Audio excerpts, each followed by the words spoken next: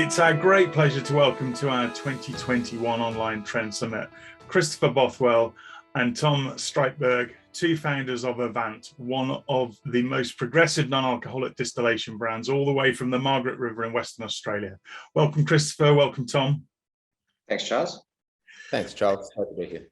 Good stuff. This is a hugely exciting area within beverages where there's a real heightened level of craft and sophistication that's emerging that you're very much at the forefront of. So I'm really excited to explore this with you both today. Just a note to those that are participating in the summit, if you're here as a Trend Hub subscriber, you can explore more about the topics within this discussion within our 22-23 food and beverage trends framework within the mega trend, Your Best Self and Go For It on Trend Hub.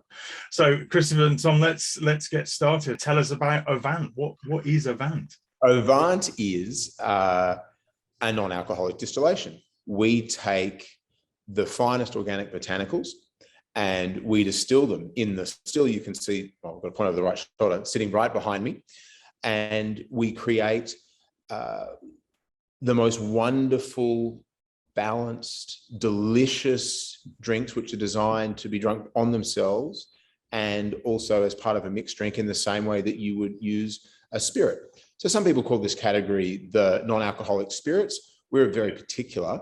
Spirits is a beverage that has more than 20% alcohol, so we don't say that, but the essential process is the same.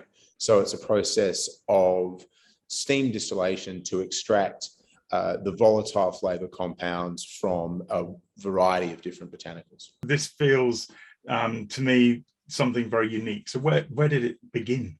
The story goes back to about 2015, 2016, when Chris was the head sommelier at Alan Ducasse at the Dorchester.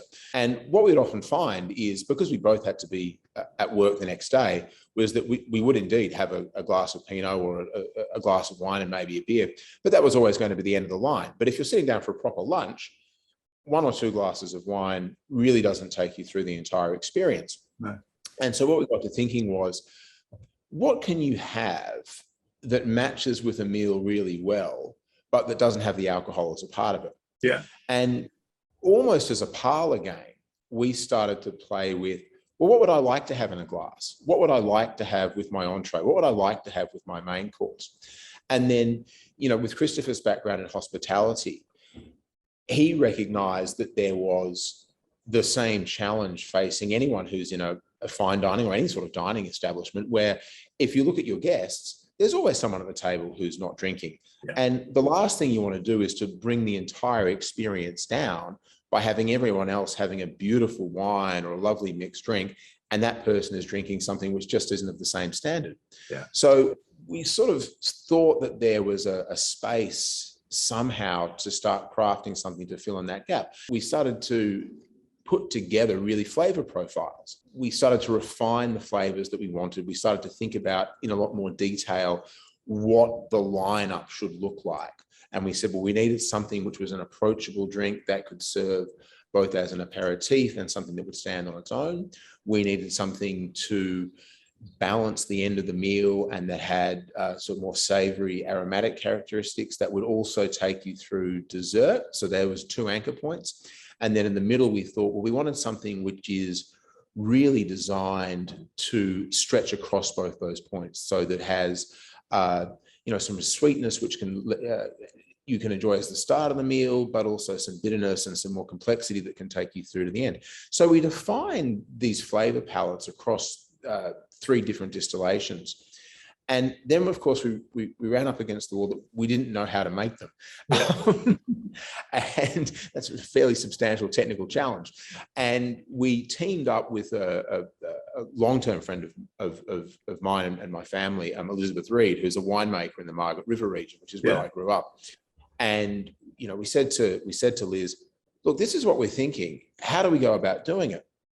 And Liz is just a creative genius. And she said, well, if we take the alcohol out, we have all sorts of stability problems and we need to find somewhere where you get really high flavor extraction. And of course, we want to do this naturally from the ground up. So there's not going to be any additives. We can't use sugar. We're certainly not going to use extracts. And what we landed on was distilling, which a few people were doing at the time. But we discovered that was the thing that really gave us the strength of flavor. And from there, what we went through was a process of literally hundreds of different distillations of building up a flavor library, using an experimental still that we got. And we went through that process and through that process and through that process. And then we finally got to these unique combinations of botanicals that delivered exactly what Chris and I had envisaged in the glass in a way which was reproducible and repeatable. And once we convinced ourselves that we had these amazing products and that we'd got the recipes right, we committed to the still that you can see behind me. And the rest is, as they say, history. I really wanted to give something to the guest that was at the same level as every other touch point in the guest experience. I mean, we work so hard on every element in the restaurant, be it the check-in at the host desk, obviously the menu presentation, the chef in the kitchen, every element of the dining experience was really curated and really tailored. And I noticed that when our guests decided not to enjoy a glass of wine, we were not offering a product at the same level as everything else. And I think that really ties into our mindset when we embarked on this project, was that we wanted something very high quality. Yeah, you could say it's born in the dining room. What for you makes Ovant very unique in its approach? What does it do that perhaps others that acknowledging do a very good job, but what do you do that's different in that space? We are born in the dining room. So a lot of other products that do fantastic jobs have gone out deliberately to say, we are a non-alcoholic gin or we're a non-alcoholic rum, which is fantastic and they're great. But we've approached this very much from the perspective that the category can be a lot more than just being a one-for-one substitute for an existing drink.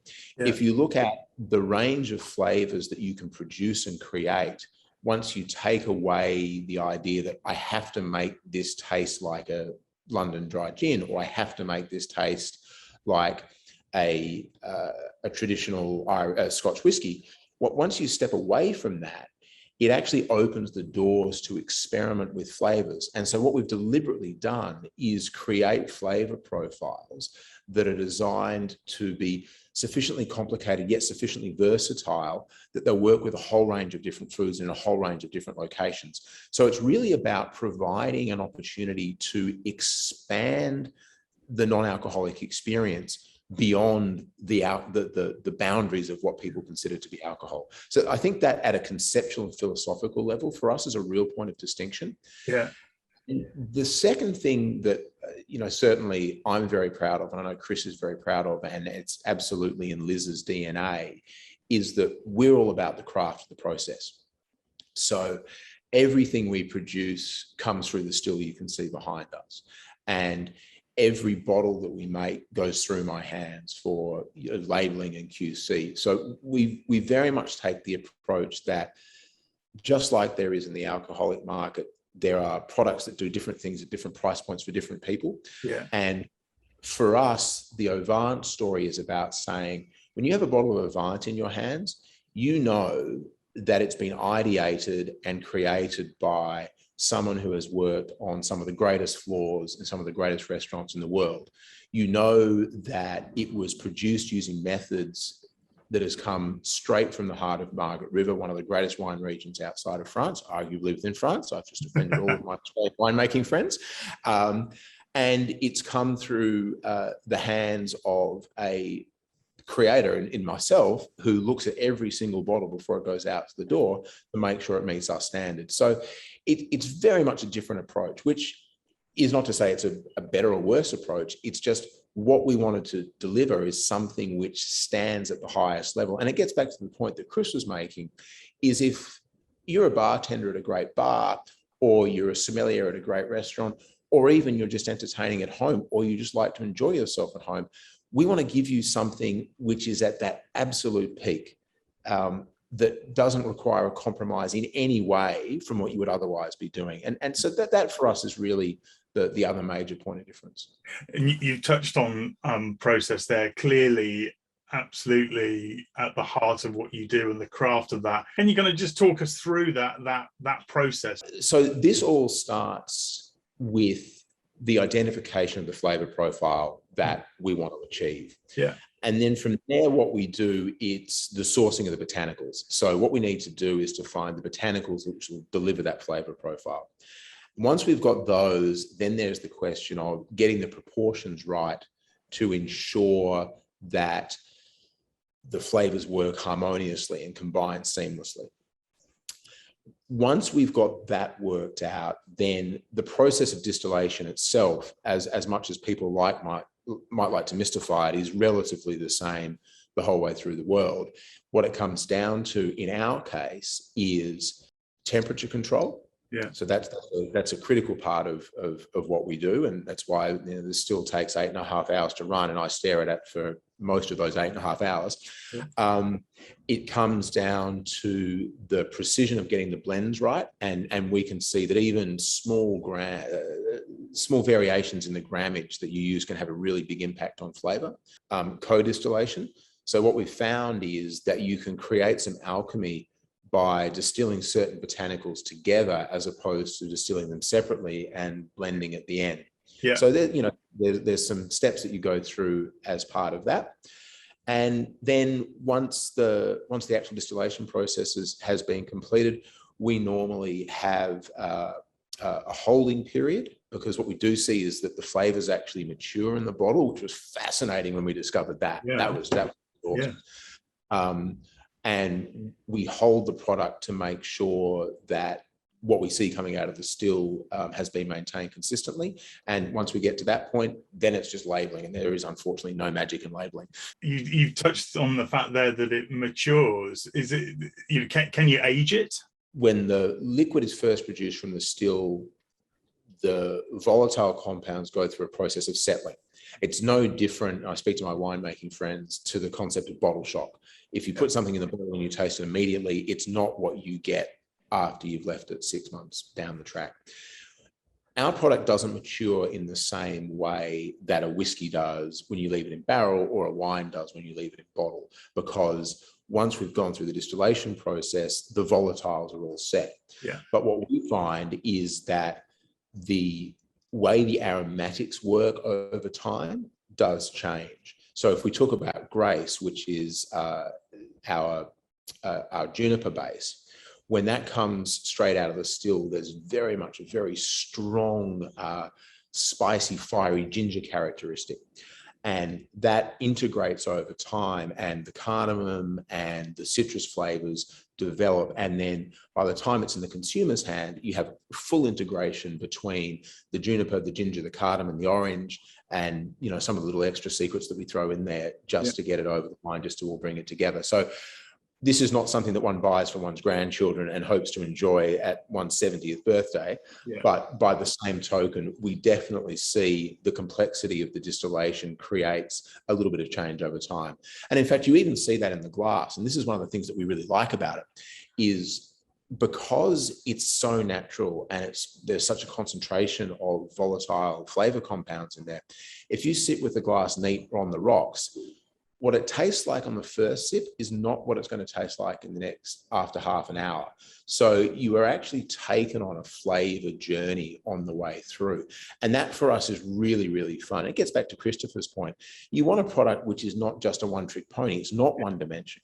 It evolves, it creates more experiences as you travel along, which for us is part of the fun. Every time we sit down and do a tasting with someone, it's like, oh, this is showing really well today. We're seeing a little bit out of this. And then you'll come back after 20 minutes after doing the other two distillations and you go, gosh, that's opened up. That's changed a little bit. Look at that. Isn't that fantastic? Why does it do that? I mean, did you create it with that in mind? What's the thinking behind that?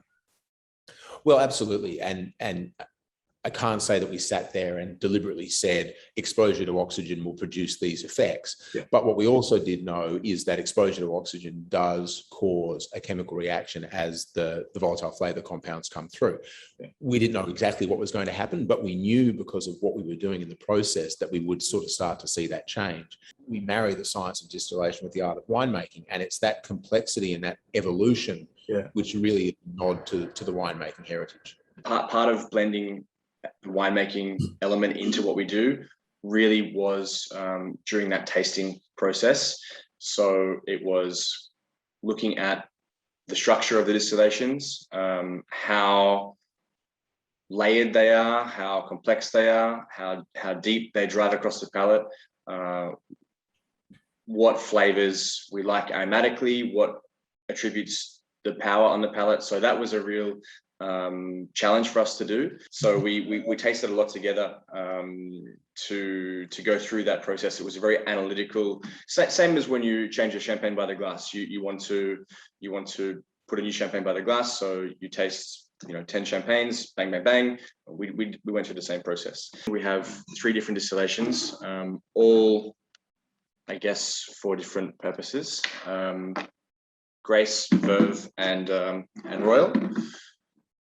I guess, and Tom, correct me if I'm wrong here, but Grace was our first love, right? Yeah, no, absolutely. Grace is the one that we had the most initial confidence in the flavor profile of, and the one that we developed first. And it was the one where when we nailed it, we went, yep, we can do this. It was the one that gave us the confidence to move on, for sure. I guess that Grace is probably the most accessible for people as well, because we take a pretty loose inspiration from gin. I mean, we're both big gin drinkers, and so there's a base of juniper with this one. So I guess that the consumer can pretty easily shape their expectations as to what Grace will be like. Yeah. But there's some surprises along the way, as well, as Tom mentioned. We really like the sort of floral lift from the fresh ginger. Aromatically, it's really pretty and gives it a nice lift. And then on the palate, it's quite robust and quite savory, actually. Our perfect serve with Grace is tall with tonic and lime, as you would enjoy a gin and tonic.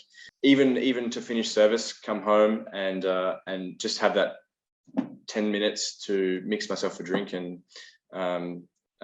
sit down on the couch and relax. This is what I like. Very, very accessible. Next, we have our Cuvee Verve. It's based on a indigenous botanical lemon myrtle. It's unique. It needs to be harnessed. It's a very, very powerful and very, very intense flavor profile. So this has white pepper, coriander, lime, a little bit of Tulsi basil. It's very herbal, very, very aromatic, very, very pretty, and works really well in tall drinks, more sort of aperitif style drinks. Responds really well to herb garnishes and those sort of herbal drinks too. And I guess this is really exciting for the trade, because a lot of people can shape their expectations for Grace and to an extent our Cuvee Royal, but for Verve, no one really knows what to expect. And we've seen some bartenders and some people in the trade do some really cool things with Verve, because it is pretty unusual. And then we get to Royal, which is at the moment it's what I'm really digging. It's inspiration comes from elements that we like in dark spirits, in particular rum and whiskey.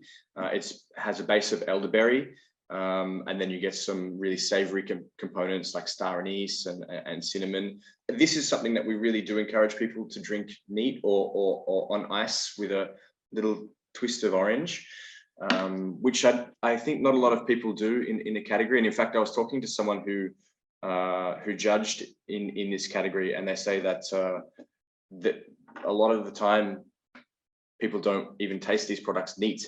And we really encourage people to drink these products neat. We really want them our consumer to go on that journey of flavor.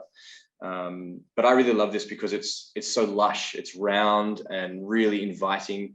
So this is what I'm into at the moment. It makes great tall drinks, but it also makes more of those Mad Men style cocktails, like old fashions and Manhattans and those sort of style drinks. It works really well because it's really, really intense. It has a really intense flavor profile. I think it's so exciting that you can get that texture and that mouthfeel from something that doesn't contain alcohol and doesn't contain sugar. I mean, that conceptually is a really, really exciting space. That's why it took us so long, Charles. We want to be absolutely true and pure. We want crystalline flavors. And if you add essences and artificial flavors and sugars, you're diluting the beauty of the botanical material. And we really want our blends to really sing. Can I ask you, why do you think Ovant is so relevant now? You know, how do you see attitudes to kind of drinking well changing? Why is the moment now? I guess there's a shift, isn't there? There's a shift within lots of different communities to be more health conscious. I guess people are really looking for a way to still have an experience and still enjoy their rituals and still engage in the community, but not necessarily with alcohol. Yeah. So that's what we're finding. And we're also finding that we sell our products to people that really enjoy drinking gin and tonics and burgundies, but that they want something that they can enjoy to the same level when they're not drinking alcohol. So Ovant is being, I guess, welcomed by all different types of communities, not just health conscious and not just sober curious. You know, it's very important to say that we are not, and would be hugely hypocritical to say that we were advocating being teetotal. What we are advocating is optionality and choices within existing rituals. I have to ask, you know, what's the go-to-market strategy for Ovant? You know, can I buy it as a consumer, or is it just direct to trade? How can I interact with it? Charles, we would love you to buy it as a consumer, and I feel remiss that we haven't sent you some samples. No, we are available in retail in Australia and in Singapore, and we're available online in the UK, Singapore and Australia. So our approach to this is very much to make sure that people who understand and are interested in our product can get access to it, and that will allow us to grow into a more mainstream market. So at the moment, you do have to work a little bit to find us, but we don't resile from that, because what we want to do is to get people who understand the product to try it, and they'll go, wow, this is fantastic. And from that, the word of mouth spreads. From that, we start to get into the right places. And, you know, we're being served in some fabulous restaurants and some fabulous bars. I mean, you might want to talk to that, Chris, that's more your space. But what we do find is that when we give it to the bartenders, we give it to the chefs, they love to play with it. Yeah, I mean, I was just going to ask you actually about what are some of those kind of iconic serves that you've seen, or how are bartenders playing with it? I used to be a bartender in 2003, which was the height of sophistication was rum and coke in a short glass. So bartending has changed a lot since then, Charles. We've seen that bartenders, I guess, they gravitate towards our products because, going back to our sort of original mission statement, is that we wanted to produce products that were pure and has clarity. And we see that bartenders gravitate towards that. When you look at where the industry is heading, where it's come from, where it's heading, the possibilities are absolutely endless. There's so many talented people behind bars. There's so many talented people on the floor in 2021 that they will show us the way. Just to close up, how do you see the future of non-alcoholic distillation? I mean, this is a trend summit. We're all about looking to the future. How do you see this space evolving? And then secondly, what's next for Ovant? I think the space is in a really fascinating transitional space. Like, you know, 4 years ago, it didn't really exist. No. And so we've seen the beer market has absolutely exploded. The spirits market has grown amazingly. We're starting to see some really much better quality de-alcoholized wines come in. So I think the next phase is what you'll start to see is the market will shake out a little bit. You'll see people who are producing really good products starting to establish themselves.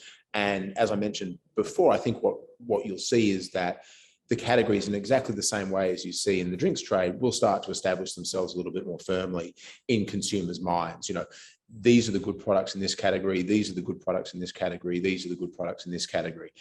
And then what I personally think we'll see happen, at least exactly to the second part of your question, is that the industry is going to not necessarily take a leaf out of our book, but certainly cotton on to the fact that non-alcoholics don't just have to be alcoholics without alcohol. Yeah. There is a much wider space to explore out there. And I think what you'll see is, and you're already beginning to see this a little bit at some of the really high-end restaurants where they're coming up with amazing non-alcoholic pairing menus, occasionally using Ovant, but you'll start to see people creating drinks and creating products that really push the boundaries outside of the traditional alcoholic envelope. And we're really excited about that. We've got a couple of things that are, you know, still a long way away from being in the public eye that are really going to, if we can make them work successfully, challenge people's expectations about what a non-alcoholic should be and how it can be served and how it can be used. So we're really excited about that next stage in the industry and frankly, really happy to be a part of it. Yeah, definitely.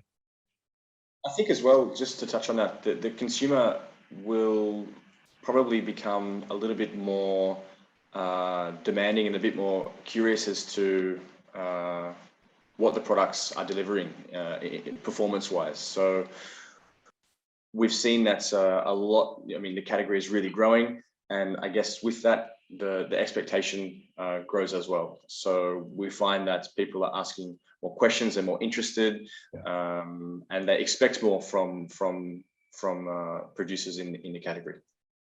And my last question is, what's in the name? What's in Ovant? A little bit of a play on the Latin for exalt. So it's to recognize the wonder of experience. It's to recognize that if you drink Ovant in the morning, you'll be able to exalt. You know, it's a nod to the French avant, to take us forward. Yeah. So there's a few little elements all tied up in there. But it was a process. It was almost as difficult as coming up with Verve as to come up with the name. I'm sure. No, I was extremely curious as to what it was and suspected it might be a nod to a number of things, but thanks for sharing that with us. That's brilliant. Christopher and Tom, a huge thank you from Team TFP and the 2021 Summit audience for sharing the Ovant story, a little bit about your process, and I think really making us think differently about non-alcoholic distillations and also how to create premium, how to create luxe, how to create experience without some of those anchor points perhaps that you'd ordinarily think of, you know, within high-end beverages. So absolute pleasure to speak to you both today. Thank you, Christopher. Thank you, Tom, for joining us. It's an absolute pleasure to have you join us. Thanks, Charles. Thanks, Charles. It was terrific.